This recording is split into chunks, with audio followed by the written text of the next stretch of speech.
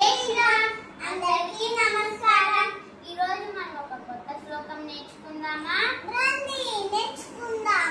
సముద్రవసనే దేవి పర్వతస్థల మండలే విష్ణు పత్ని నమస్తుభ్యం పాదస్పర్శం క్షమస్వమే.